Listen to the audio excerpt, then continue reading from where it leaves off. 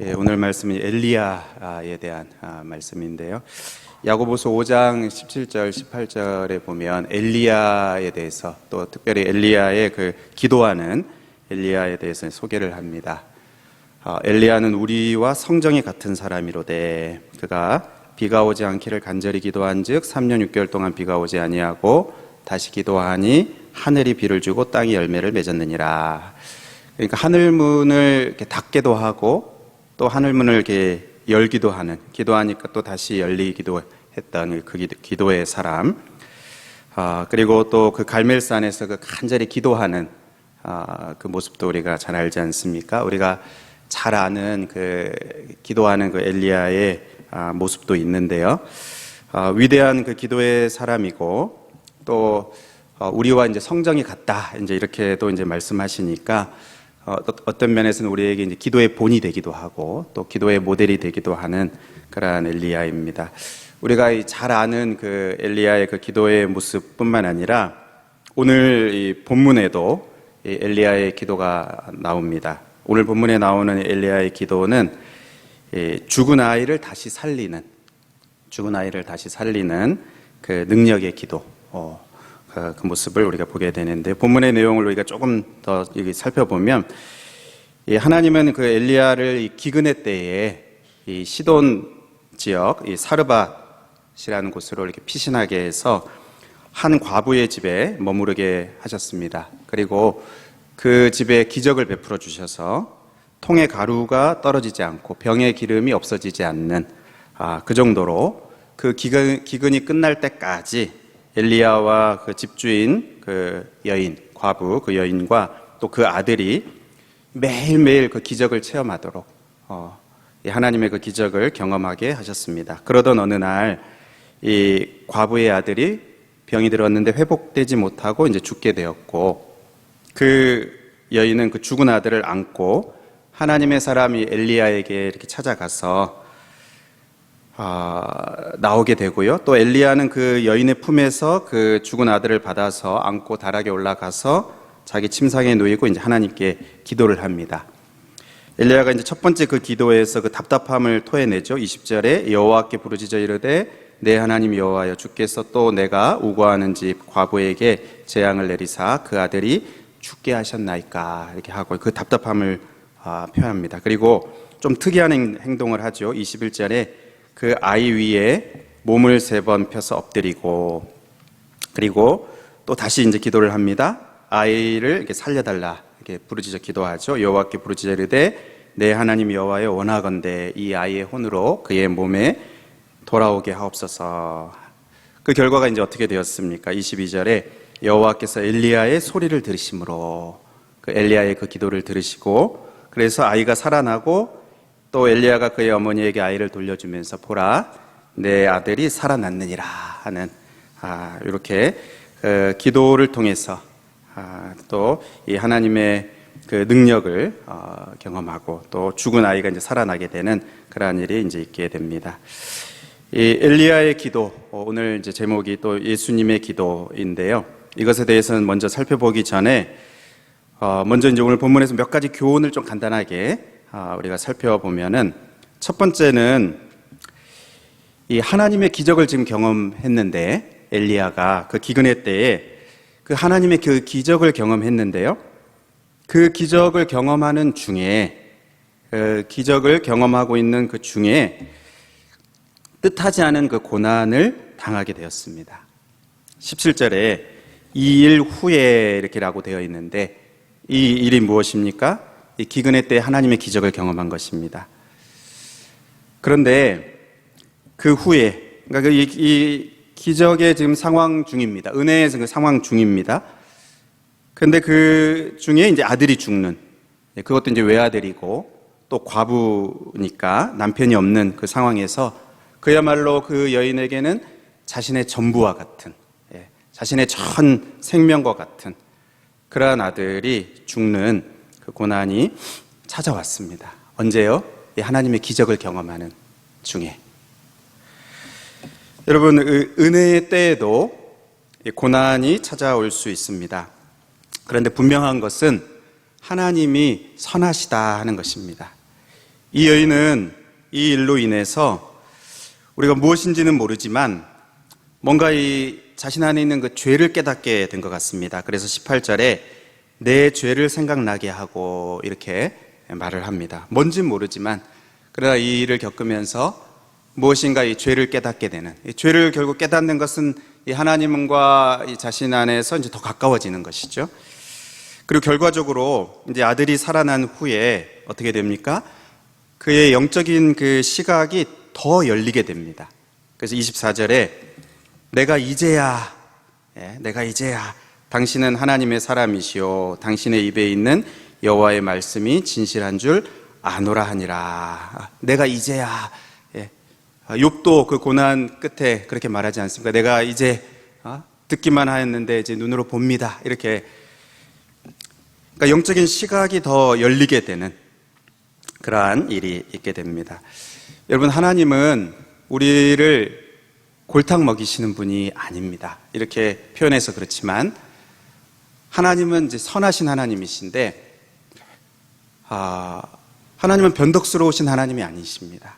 이랬다 저랬다 하시는 하나님이 아니시고 사실 이 여인이나 또 이 아들이 사실 그 마지막 남은 걸 먹고 죽으려고 하지 않았습니까?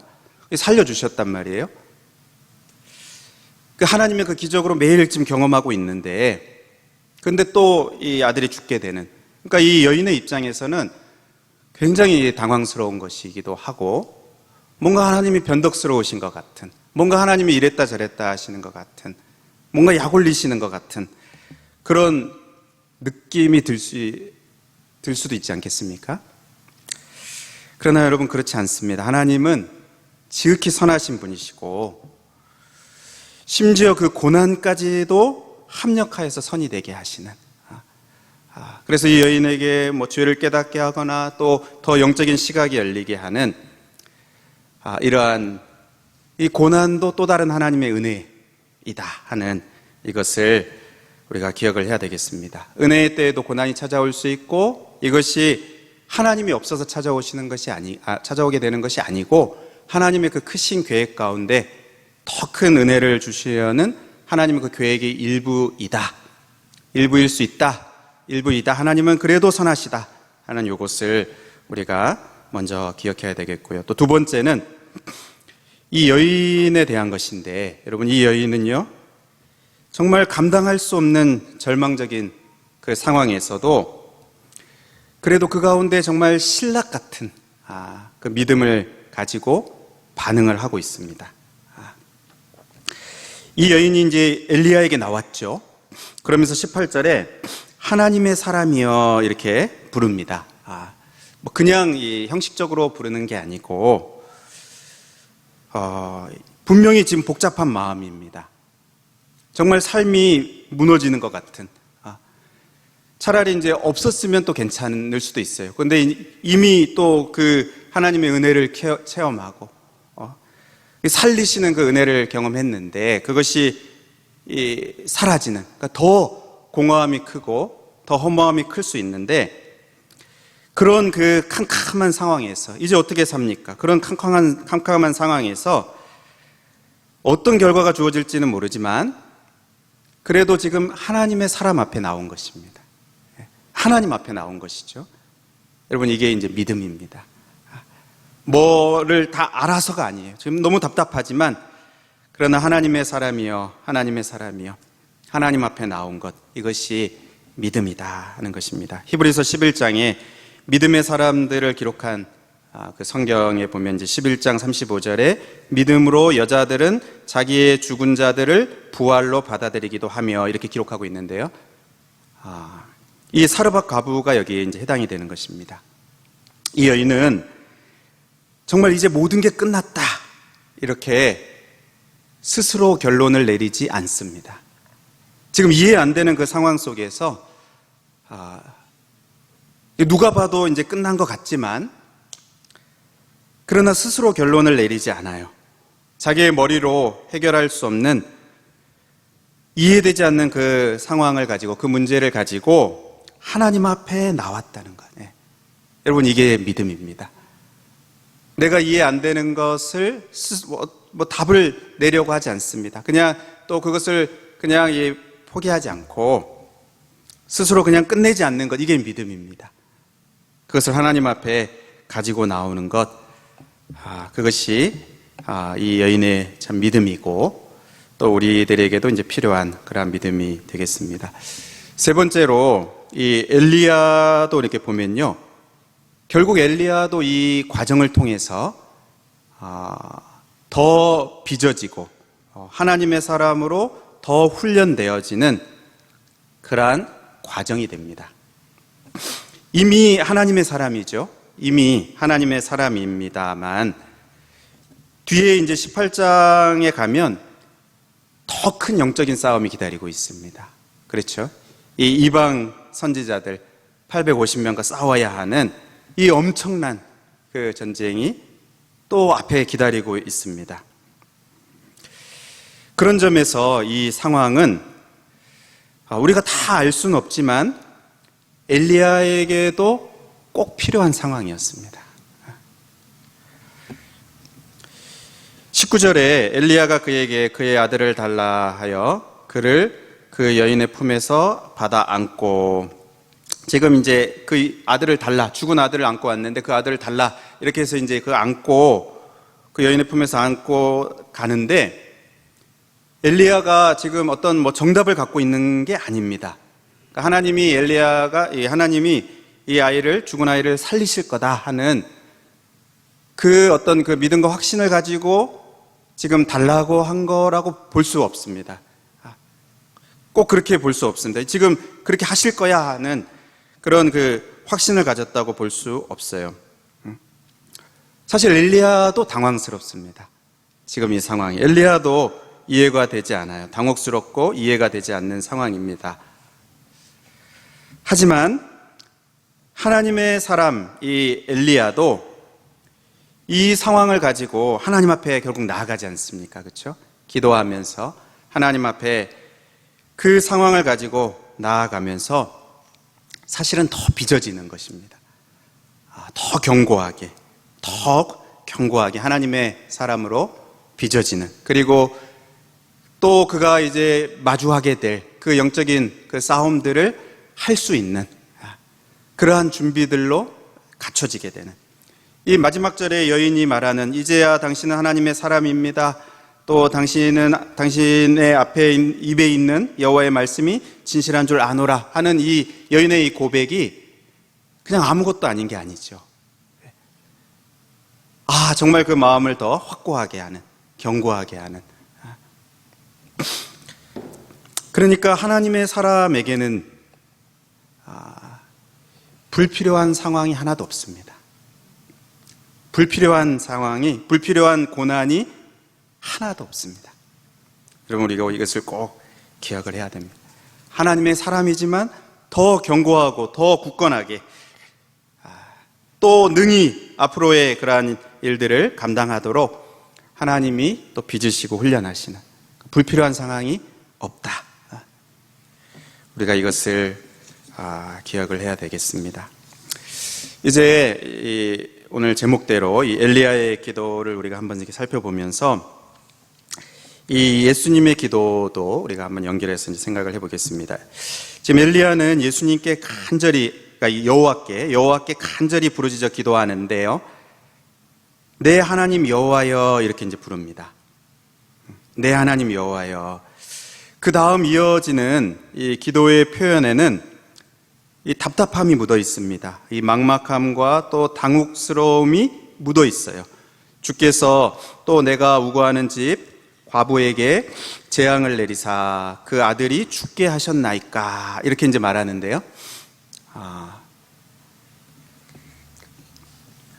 이 엘리야도 당혹스러운 것입니다. 지금 이 표현이 그 앞서 엘리야 앞에 왔던 그 여인이 했던 그 표현과 비슷합니다. 그렇죠? 그 여인도 또 내 아들을 죽게 하려고 내게 오셨나이까, 그렇게 이제 말을 하는데, 그 여인의 그 당혹스러움, 이 엘리야의 당혹스러움입니다. 엘리야도 다 이해가 되지 않는 그런 상황입니다. 그런데 그래도 하나님을 향하여서 내 하나님 여호와여, 이렇게 부르는 것입니다. 여러분, 예수님도 겟세마네 동산에서 기도하실 때 예수님이 그렇게 표현하십니다. 내 마음이 매우 고민하여 죽게 되었다. 내 마음이 매우 고민하여 죽게 되었다. 이렇게 말씀합니다. 그렇게 말씀하시지만 어떻게 기도하십니까? 내 아버지여, 이렇게 기도하셔요. 내 아버지여, 나의 원대로 마시옵고 아버지의 원대로 하옵소서.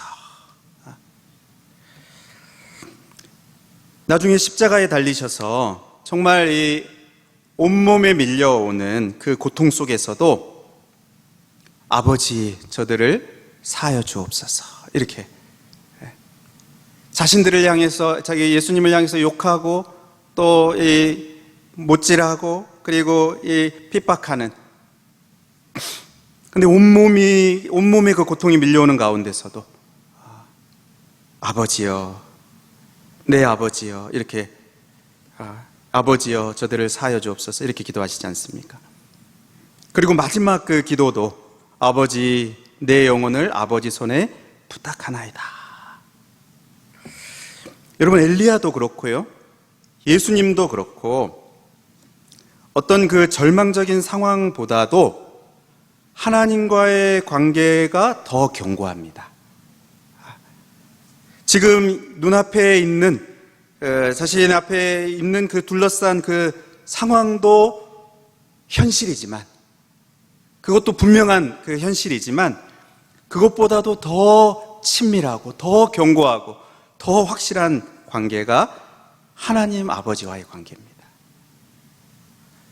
이 하나님과의 그 친밀함, 확실함, 이 견고함이 기도의 문을 열게 하는 것입니다. 그래서 엘리야도 기도하고 또 예수님도 그 상황에서 이제 기도하시는 것이죠.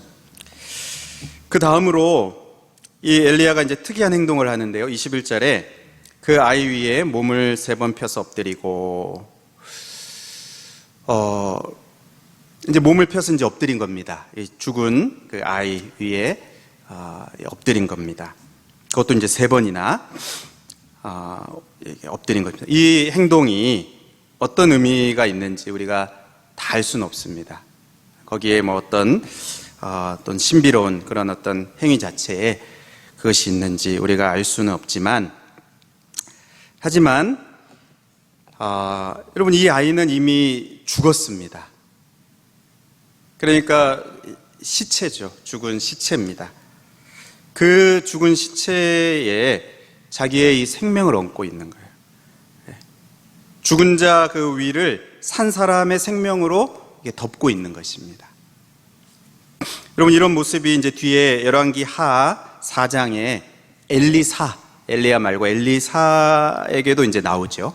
거기에 그 수넴 여인의 아들이 죽어서 그 찾아왔을 때 그 집에 가서 엘리사가 여호와께 이제 기도합니다.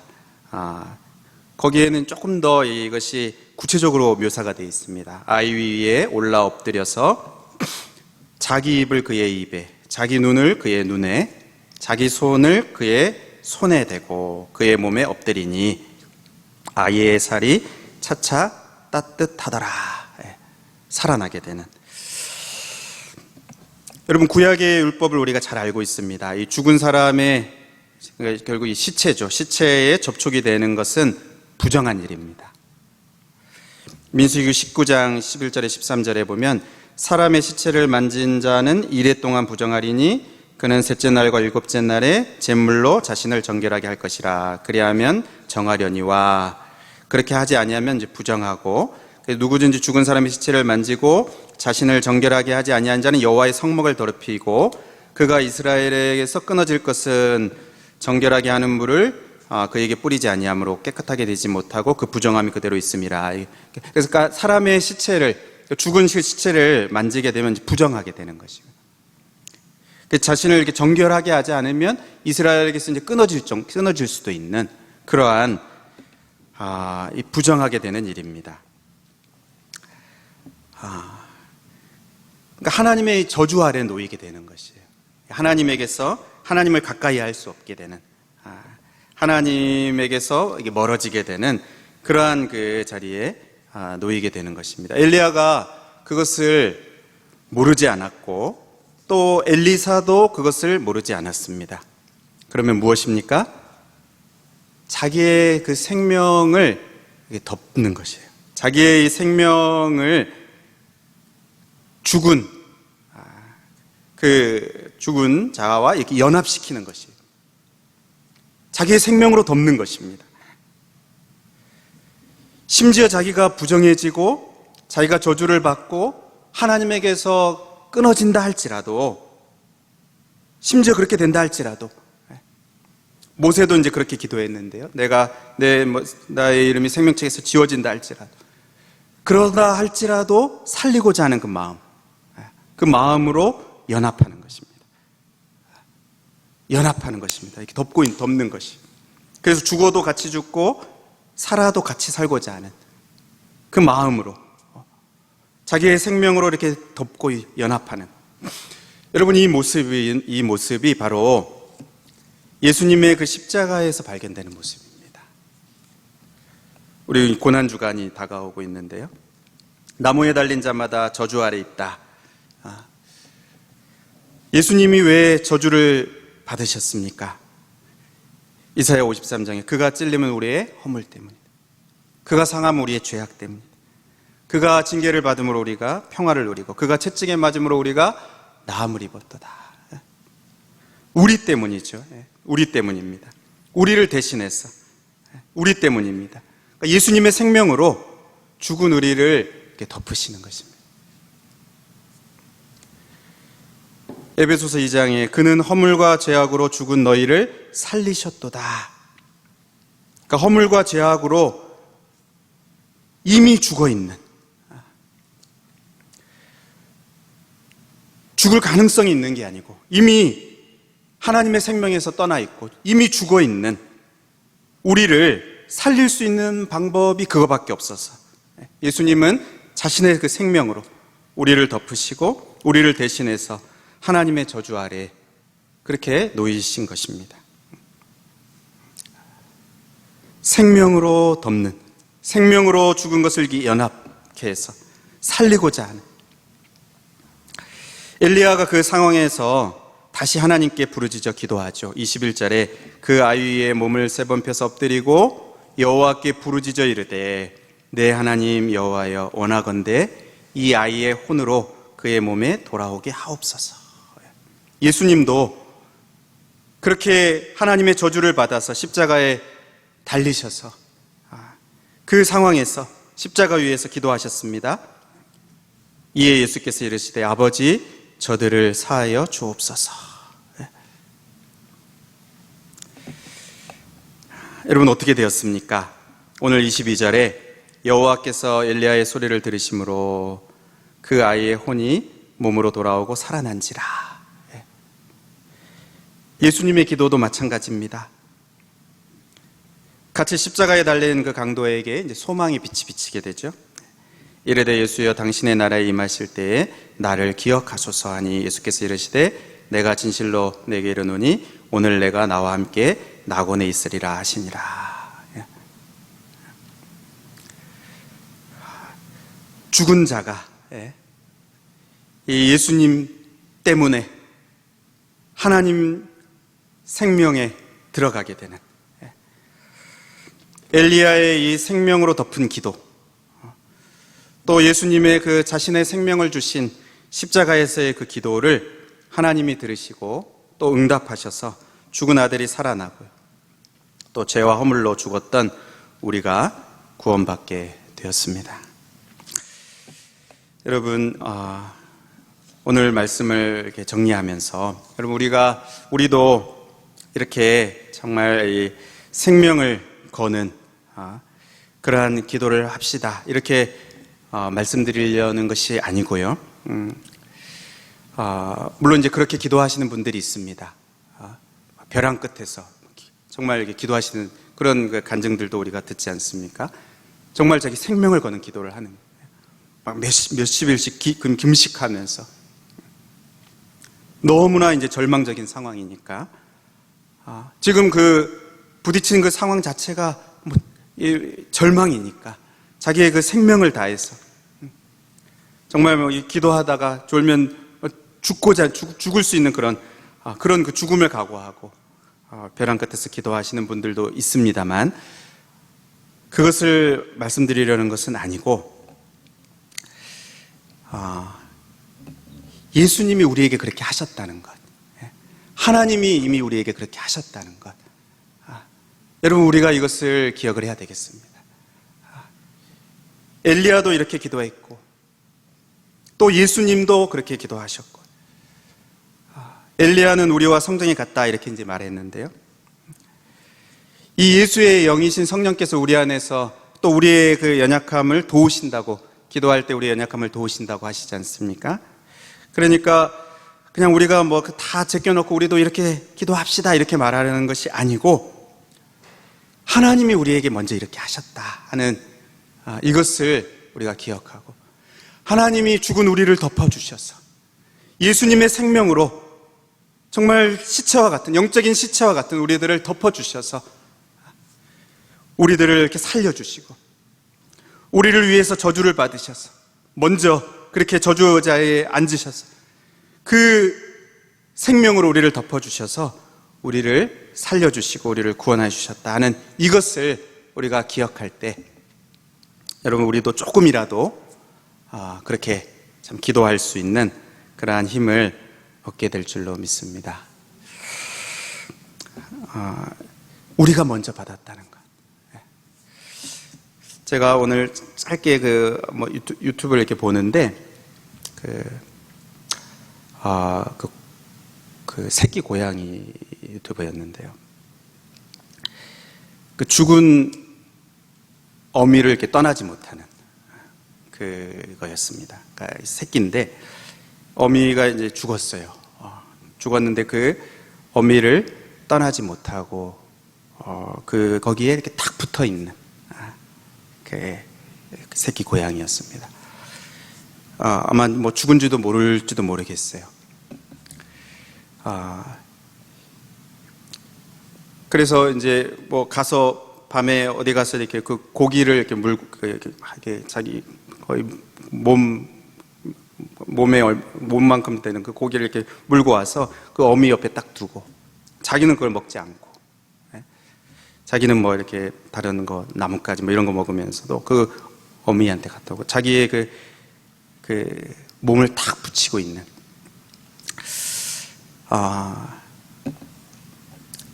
이제 그 새끼를 이제 구조해서 이렇게 이제 건강하게 이렇게 살고 있는 이제 그런 그 영상이었는데, 제가 이제 그것을 보면서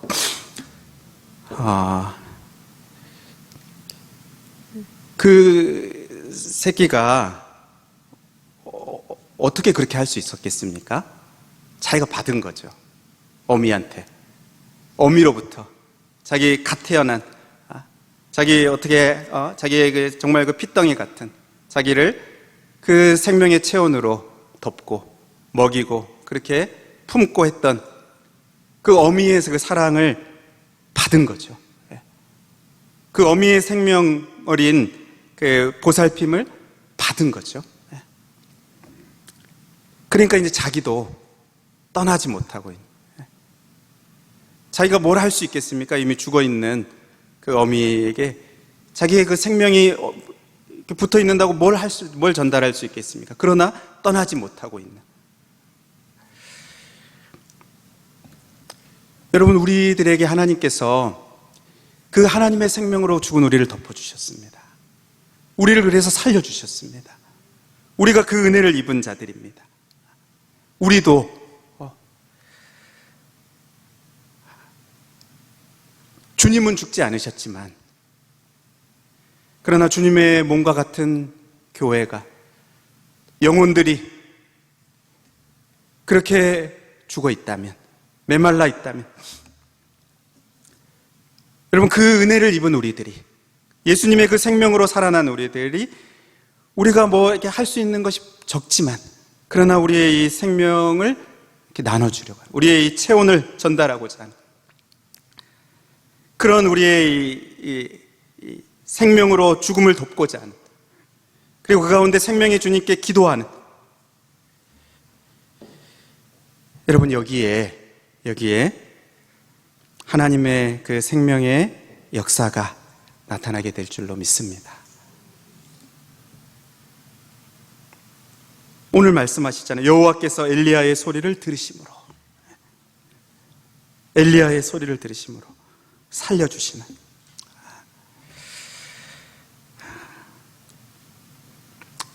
여러분, 우리가 혹 기도의 삶이 좀 이렇게 나태해져 있다면, 우리가 막 벼랑 끝에서 기도합시다, 이걸 말씀드리는 것은 아니지만, 그러나 우리가 좀 나태해져 있다면, 또는 너무나 이 현실 앞에서